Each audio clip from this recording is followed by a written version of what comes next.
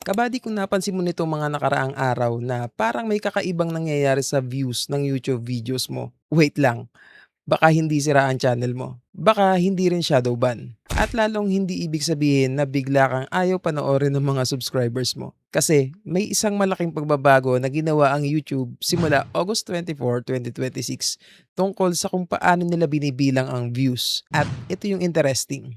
Hindi lang shorts ang involved dito. Kasama na rin ang long form videos, live streams, at iba pang video formats. So kung creator ka, lalo na kung maliit pa ang channel mo at tinitignan mo talaga bawat galaw ng views mo, kailangan mong maintindihan ang update na to. Kasi baka makita mo na mas mabilis tumaas ang public view count mo. Pero kapag tinignan mo naman yung ibang metrics sa YouTube Studio, iba ang numbers at doon maraming creator ang malilito. So sa video na to, pag-uusapan natin ang simple lang. Ano ba talaga ang binago ng YouTube? Ano ang ibig sabihin ng bagong view? Ano naman yung engaged view? Maaapektuhan ba ang monetization? Maaapektuhan ba ang 4,000 watch hours? At pinakaimportante, ano yung mga dapat mong gawin bilang creator? So kung ayaw mong malito sa bagong sistema ng YouTube, relax lang. Pag-usapan natin.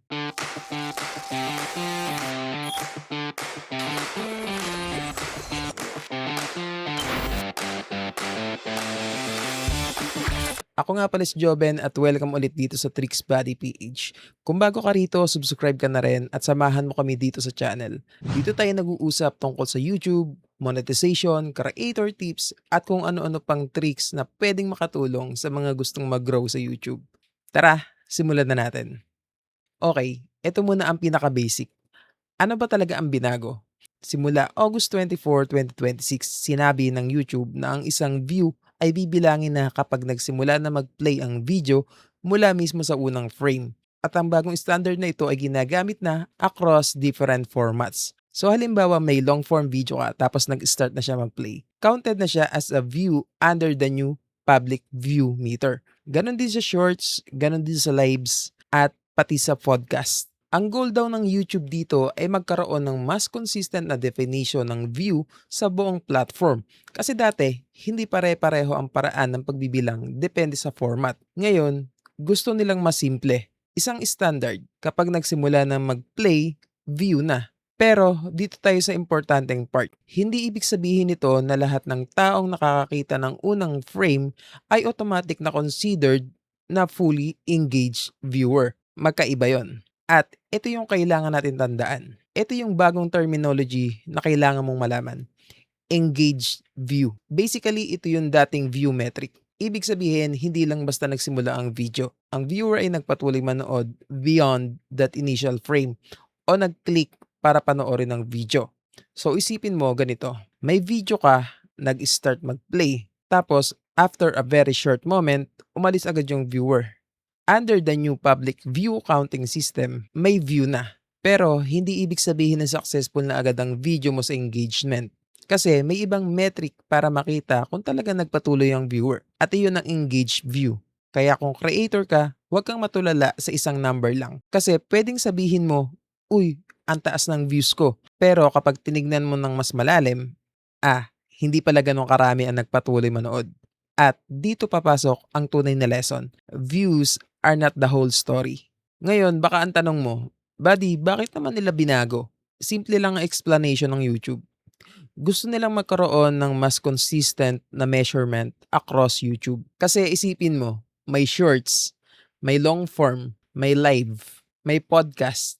At historically, iba-iba ang paraan ng pagbilang ng views sa iba't ibang formats. Kaya para sa creators, brands, at advertisers, medyo nakakalito.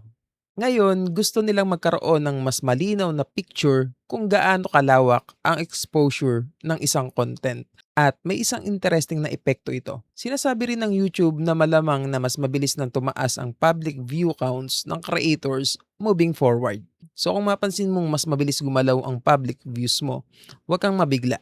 Hindi ibig sabihin na biglang naging viral ka overnight. Posibleng partly dahil sa bagong paraan ng pagbilang. At ito yung dahilan kung bakit kailangan mong malaman ng update. Para hindi ka mag-celebrate ng sobra. At hindi ka rin mag-panic ng sobra. Okay, eto na. Eto na talaga ang tanong ng maraming creators. Buddy, kikita ba ako ng mas malaki dahil dito? Ang sagot, hindi automatic. At sinabi mismo ng YouTube na ang pagbabago sa public view counting na ito ay hindi makakaapekto sa YPP earnings o eligibility. Okay, ulitin natin. Hindi ito nangangahulugan na mas marami akong public views, mas marami akong pera. Hindi ganon mga kabady. Para sa earnings at YPP related metrics, patuloy na ginagamit ang mga metrics tulad ng engaged shorts views at engaged watch hours, habang ang YPP eligibility naman ay may sariling qualified metrics. So kung dati kang kinakabahan na kapag binago nila ang views, baka mawala yung watch hours ko. Hindi iyon ang point ng update na ito. Hindi nito binabago ang basic idea na kailangan mong tignan ang tamang metric para sa monetization. Kaya wag mong pagsamahin lahat. Public views is one thing. Monetization metrics are another thing. Magkaiba sila. Ito rin ang magandang linawin. Halimbawa, may long form video ka, may public views ka. Tapos sasabihin mo, okay, counted na agad yung view. So, counted na rin agad yung watch hour. Hindi natin dapat isipin na ganoon. Ang views at watch time ay magkahiwalay na metrics. At kung ang goal mo ay YPP eligibility gamit ang watch hours, ang kailangan mong bantayan ay yung qualified watch hours or yung applicable watch hour metric. Hindi basta public view count lang. Kaya kung ang target mo ay monetization, huwag kang madistract sa bagong view number. Mas importante pa rin na gumawa ka ng content na talagang pinapanood. Kasi kahit sabihin nating milyon ang public views mo, kung hindi naman nag-i-stay ang audience, may problema pa rin sa content. Para sa akin, may magandang side to. Kasi mas magiging consistent ang public view counting across formats. At kung creator ka na gumagamit ng iba't ibang klase ng content, shorts ngayon, long form bukas, tapos live sa weekend, mas madaling intindihin ng public views. Pero may downside din.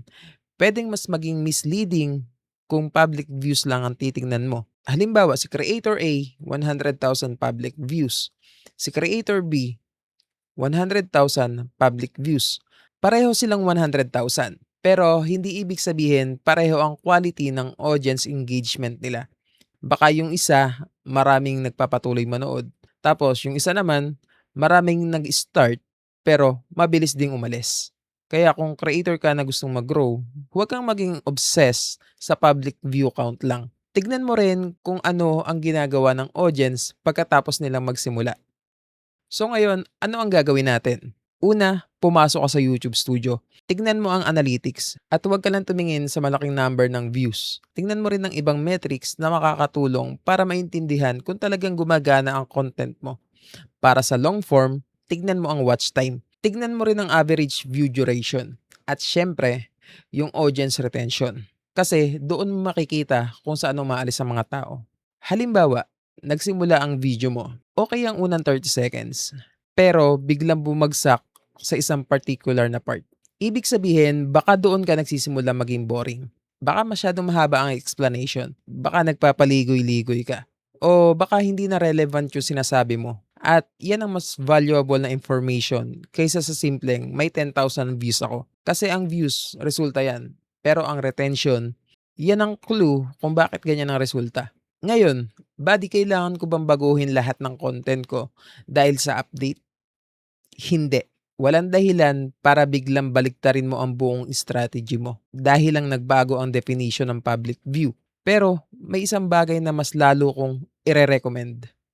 Pagbutihin mo ang opening ng videos mo. Bakit? Kasi ngayon, mas importante pa rin na hindi lang magsimula ang video, kundi mapanood talaga. Halimbawa, dati ang intro mo, "Hello guys, welcome back to my YouTube channel. For today's video, pag-uusapan natin." Tapos, 30 seconds na, wala pa ring actual topic. Kabady, patay talaga dyan. Hindi naman literal na patay. Pero alam mo na, maraming viewer ang aalis. Mas maganda yung ganitong approach. Kabady, kung napansin mong nagbago ang views ng YouTube mo nitong August, may bagong update ang YouTube na kailangan mong malaman. Boom! Alam agad ng viewer kung bakit kailangan niyang manatili.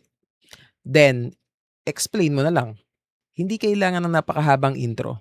Ito ang isa sa pinakamahalagang advice ko sa mga small creators. Huwag kang magpanik sa isang araw na analytics. Halimbawa, kahapon 1,000 views. Ngayon 600. Tapos sasabihin mo, "Ay, may problema na." Relax lang mga kabady, relax. Hindi ibig sabihin nun na patay na ang channel mo. YouTube Analytics naturally moves up and down. So nagbabago-bago 'yan. At ngayon may pagbabago pa sa public view counting. Mas kailangan nating intindihin muna kung anong metric ang titingnan natin. Kaya huwag kang basta-basta mag-delete ng video. Huwag kang basta magpalit ng buong niche. Huwag mong isipin agad na shadow ban ka. At higit sa lahat, huwag mong sisihin agad ang YouTube. Minsan, hindi naman talaga YouTube ang problema. Minsan, yung thumbnail natin. Masakit, pero totoo. Kahit nagbago ang paraan ng pagbilang ng view, hindi ibig sabihin na hindi mahalaga ang thumbnail at title. Actually, mas importante pa rin na makonvince mo ang viewer na piliin ang content mo at ipagpatuloy ang panonood. Isipin mo, thumbnail equals to unang impression. Title equals to promise. Video equals to delivery. Kung maganda ang thumbnail pero wala naman laman ng video, aalis ang viewer. Kung maganda ang title pero clickbait, aalis ang viewer. Kung maganda ang intro pero puro paligoy-ligoy, aalis din. Kaya ang goal natin, hindi lang paano ako makakakuha ng views. Mas magandang tanong, paano ako makakagawa ng video na gustong panoorin ng tao? Magkaiba yon at malaking difference. Para mas madaling maintindihan, imaginin natin may dalawang creators.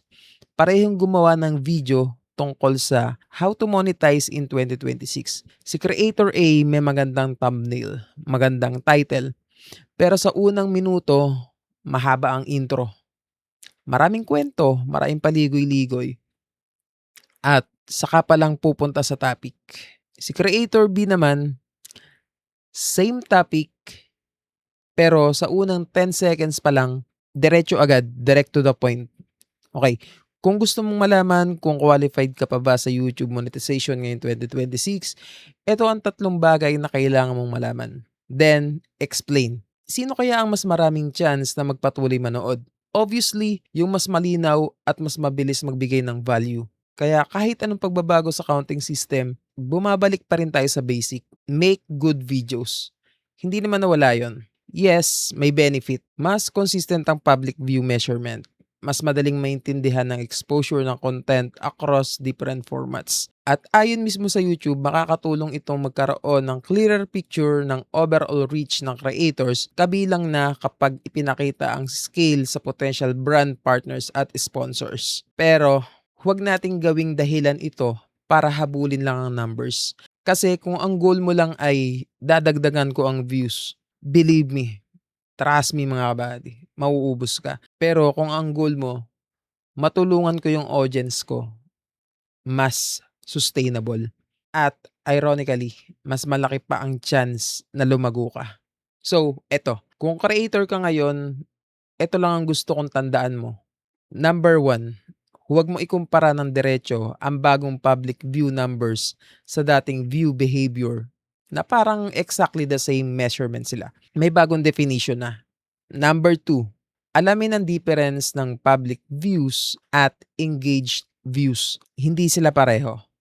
Number 3, kung monetization ang target mo, huwag mong isipin na sapat na ang bagong public view count. Tignan mo ang tamang YPP metrics. Number 4, improve your opening. Dahil kahit counted na ang view sa unang frame, ang tunay na challenge pa rin ay mapapanood ba nila ang video mo. At number 5, huwag kang matakot sa update.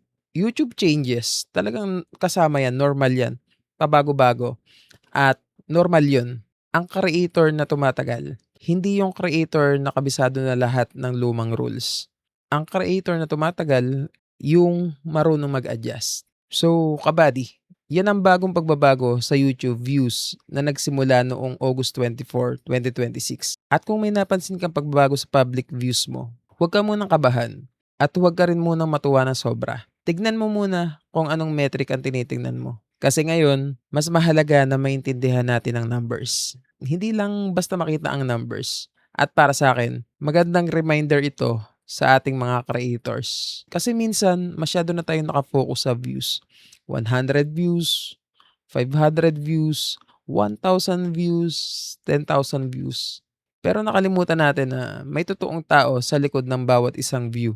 May taong nag-click, may taong naglaan ng oras, at may taong umaasang may mapapala siya sa video natin. Kaya habang nagbabago ang YouTube, sana hindi magbago yung dahilan kung bakit tayo gumagawa ng content. Magbigay tayo ng value, mag-improve tayo, at huwag tayong matakot magsimula ulit kapag may bagong pagbabago. Kung nakatulong ang video na 'to, alam mo na ang gagawin. Like mo na rin, subscribe ka sa Tricks Body PH. At kung may kabady kang creator na nalilito sa bagong YouTube views update, i-share mo sa kanya itong video at i-comment mo sa baba. Kabady, ready na ako. Tapos 'pag nakita ko yung comment mo, alam kong hindi lang ako yung nag-aaral dito. Sabay-sabay tayo. May bagong update nga pala mga kabady sa YouTube at kung gusto niyo panoorin, may ginawa akong video about doon. So panoorin niyo na lang yung lalabas dito sa end screen. At tandaan niyo mga kabady, daig ng taong matanong, ang taong nagmamarunong. God bless po sa lahat. Yun lang. Salamat.